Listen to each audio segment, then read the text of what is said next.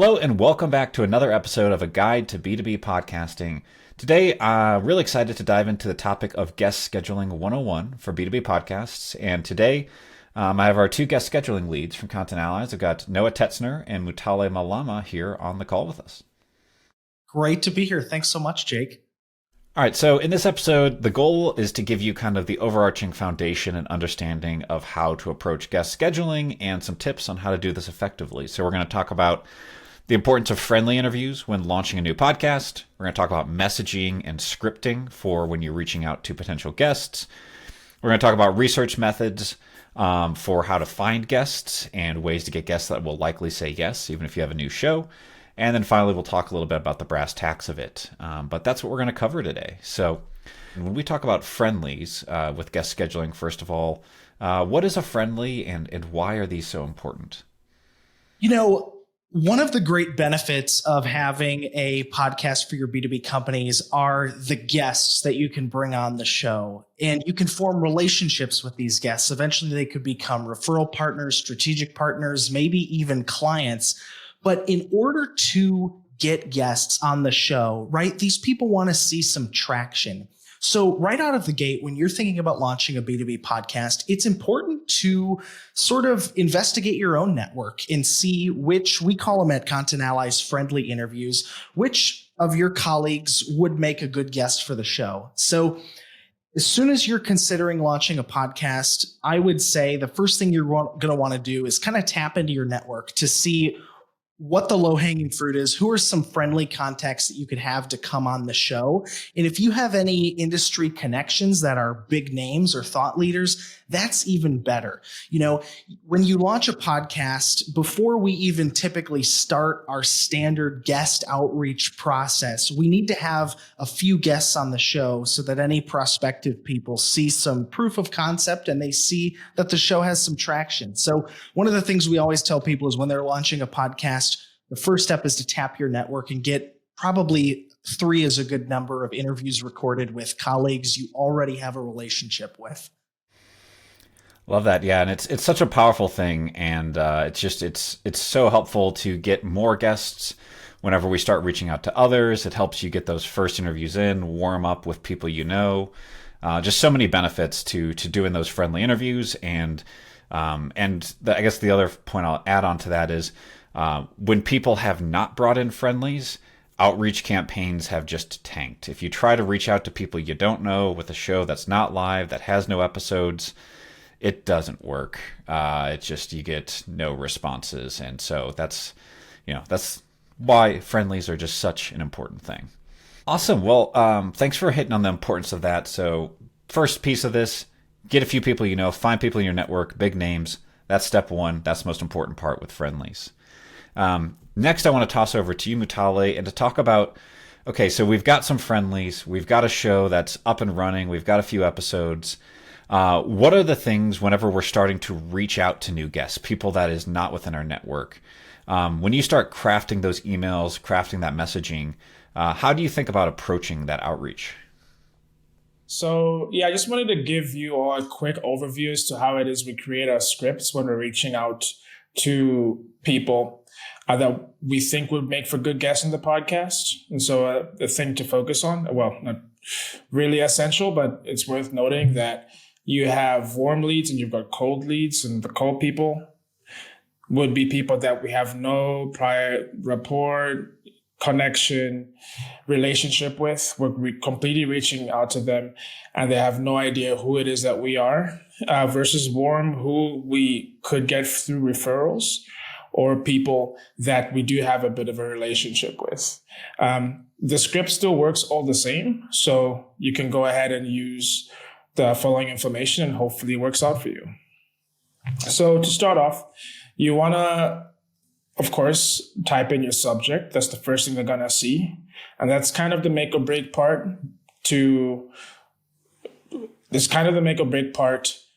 for us to get interest from the potential guests. They're going to look at the subject header and they're going to see what it is that they're being invited to. You want to stay away from really vague phrases like interview with insert guest name or podcast request for insert guest name, you want to kind of give a little bit of a description of not more than 10 words or not less than 5. That's a good sweet spot. To just kind of give some context to what it is they're getting into. So podcast episode invitation for high-performing Indian Americans is an example. We have a podcast called Indianness, where we look to connect our clients with the highest performing Indian Americans across America, of course. And so podcast invitation for high performing Indian Americans, you could even use podcast invitation for high performing and then just substitute out the Indian Americans part for whatever it is that your podcast is going to be about. So that's how you'd want to tee that off. And then we're going to jump into the paragraph sequence for the script itself. And so after you've said hi to the guest, of course, as you do, you're then going to add some kind of personalized content as to what it is that the guest has done in their industry, just to capture their attention, to make it seem more human and that we're genuinely interested in having them on the show. And we're going to reference why it is that we feel like they'll be good guests on our show. So referencing things like articles they've done, referencing things like maybe they've been on a separate interview, or they have a podcast, or they have a book, or it could just be something as simple as like you would search who they are on Google and just some kind of information that might be considered vague, but would still be relevant because we like to have them on the podcast. You just want to reference that. And so you're going to open up with that. And then for your second paragraph, of course, you're going to tell them why it is or who it is that you're reaching out on behalf of. And you're going to link the name. They're going to hyperlink the podcast in that first paragraph. So that's going to be part of your introduction. You want to, after you've given your personalized intro to the potential guest, you're going to then hyperlink who it is you're reaching out on behalf of. So for example, I'm reaching out on behalf of Jeff Bezos. Let's say Jeff Bezos has a podcast for Amazon and he's the one who's hosting. You're going to want to reference that. And then of course, maybe hyperlink who it is so that they could establish that connection on LinkedIn. That also helps as well. Some people prefer to coordinate on LinkedIn. For your second paragraph, or rather your third paragraph, you're going to then focus on the social proof. So the social proof entails two components. The first component is the guests that you've had on the show or guests that you are going to have on the show and links to their episodes. And the second component entails the size of the audience when we do eventually do publishing and we run ads or we do promo. Guests want to know just how big of a reach you have. And so you want to add that. It's very, very important. And so for the first part of the social proof, you're going to look to stuff as many high-level guests as possible. In the range of 8 to 12, that's a sweet spot. You don't want to just completely populate it because then it looks a bit obnoxious, and you don't want to underpopulate it because then they will think that you don't have a lot of high-profile people on. People want to be a part of really big things, really big projects. And so if you can stuff your guests, the guest part of your social proof, you want to stuff that with either people that have a big LinkedIn following in the industry or people that are high-level professionals in the C-suite, VP, SVP kind of caliber at big companies. You want to tag those. That's really important for social proof. If we're able to attract them and we're able to get other big profile personalities, then that's something that they would, one, think, okay, this is great. You feel like I'm at that caliber and I can be a part of this. And two, that's something that they want to be a part of. You want to be associated with these big names. So that's really, really important. So going on to the second part of the social proof, what does audience size entail? So that entails all of your social media metrics and followings. So for example, if you have like a 20K following on Twitter, if you have 10K on Facebook, if you have like 15K on your LinkedIn, if you have a 20,000 email contact list on your, for when you send out your email blast, that all compiles into your audience size, your audience metrics. They want to see just how big of a reach you have. And that's really essential because, like, sure, it's one thing for you to take time out for you to have a conversation with somebody, but they also want to have their message shared because it's something that means something to them. And it's something that you don't want to shy away from saying, like, definitely reference that. And to kind of round things off, when you mentioned the social proof, we do our content allies give an assets folder containing graphics, a banner, a cover letter, and a snippet of the show so that the guest can use for promo marketing. You want to mention for promo and marketing, you want to mention that too. And it helps us because that's taken out, that helps us because they can add that to our audience too. And that just gets the podcast and the message out there more. So that's something you definitely want to add. And then to round things off, you want to aim to maintain a balance between being friendly and professional, while also making just the last paragraph nice and succinct and inviting. For example, we often use this particular script or this portion of our script to just kind of conclude our script. So feel free to share your thoughts or express your interest in being a part of this exciting vision. We're all ears and we're thrilled to have you on board. Nice and simple, nice and succinct, just to round things off. And then it also puts in the mind of the potential guest that we do value your input. And even though we are reaching out to you and we are professional in how we reach out to you, we also are curious to know your thoughts. We want you to participate in this.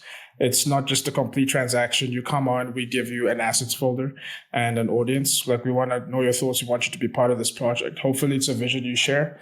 And the more enthusiastic you are about it, the better. And that's the best way for you to convey that. So that essentially just rounds off how it is we create our scripts when we reach out to our contacts that we've done research for, both cold and warm potentially. And thank you for tagging along. And I hope this helps. That was amazing, super helpful insights, Mutale, and such a great point there. Just on the points that, first of all, you only have a few moments to capture someone's attention. So those first impressions, those that 10-second glance at any of the messaging, at anyone when they search into you or look at the site, like, all of that is super important. The social proof you hit on, making sure that you've got some level of either big name guest, or you're going to be utilizing some level of distribution, just giving people confidence that people are going to be listening to the show, even if it's new. And just really making, all those things where it's a win for the guest, giving them assets, giving them promotional materials. All of those pieces are super helpful. So thanks for sharing and iterating on all that with the outreach scripts. And I want to hit over to one of the last sections of this. Is we've talked about getting your friendlies on. We've talked about creating messages to reach out to other people. But now, Noah, how do you find those people? How do you go about researching and finding good fit guests for your show? How do you guys approach that? Yeah, that's such a great question, Jake. And it's one that I'm asked about in my role here at Content Allies quite a bit. How is it that our team is able to schedule these amazing guests, thought leaders with hundreds of thousands of LinkedIn followers, C-suite executives at Fortune 500 companies? How are we able to do it? Well, we use a lot of different strategies, and there are many different approaches, but I'll just share a few of them. So in terms of researching where to find these guests and how to obtain their contact information, you could certainly use different programs like LinkedIn Sales Navigator. You could also contact email vendors. You might contact a vendor and say, hey, we're looking for chief data officers at technology companies with 500 or more employees in the central portion of the United States. And a vendor could send you a spreadsheet with data and email addresses for you to use. One of the best ways to convert guests, to convert people to say yes to coming on your podcast, is look at similar podcasts in your industry and see who has guested on those shows, and then send those people an email saying, hey, I really loved your interview on XYZ podcast. We're doing a similar show. Would you like to come on? So that tends to be really fruitful, that outreach does, because you're reaching out to people that are already open to guesting on podcasts.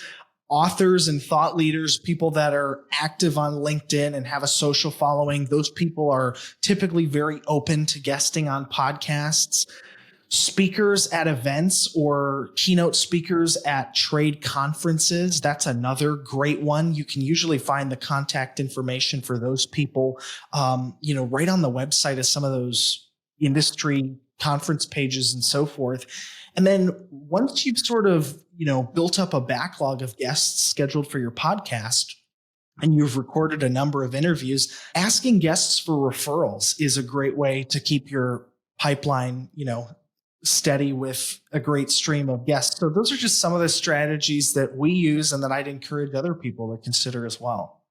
Love that, Noah. Very helpful to understand and hear that context. And I think the big thing is that people need to get creative. There's a number of outlets to try, a lot of different approaches. It's not always as easy as just go reach out to a list of this XYZ titles. Sometimes that works. Sometimes that doesn't. Sometimes you got to get creative and find other ways. So there's a lot of different avenues, but if you pursue those, you'll get some great guests going for the show. Awesome. And so I'm going to hit on the last point here and then kind of bring us to a close is really, we've hit on the main aspects here. It's like you need the friendlies, you need the foundation. Then once you have the foundation, you need good outreach scripting, you need good messaging and everything like that to make sure that when you get the message in front of your target guests, that it's going to convert.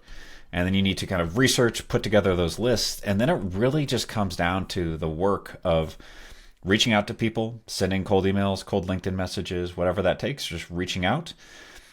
Often you're going to need to nudge them and follow up. People don't always respond on the first email. Sometimes, even though we're asking them to be on a podcast, there's all these things. People get a lot of spammy people trying to sell them stuff, and this can kind of, at a glance, sometimes fall in that bucket. So sometimes you do have to nudge, and then people realize, hey, this is actually an opportunity. So that's another thing to keep an eye on there as well. And then really it just comes down to scheduling, following up with people, getting on the calendar. Sometimes you'll have people that say yes, and then you have to follow up and nudge them over and over again. It's not always just yes, and then you're good. And then it's just kind of getting them on prep calls often and then getting them on interviews. So the doing the work part, there's a lot of details we can go into on that and some tricks and tools and things like that, but we'll save that for another episode. So that's really what we covered today, kind of the 101, the grand picture of it all. Hopefully gave you guys some great tactics and kind of insights in here into how to run your own guest scheduling. And if you ever need help with this, our team at Content Allies, we run all of this for our customers and booked countless C-suite guests and amazing level people, and I'm constantly blown away by the people that this team brings in. So that's what we've got today, and we'll see you here on the next episode of A Guide to B2B Podcasting.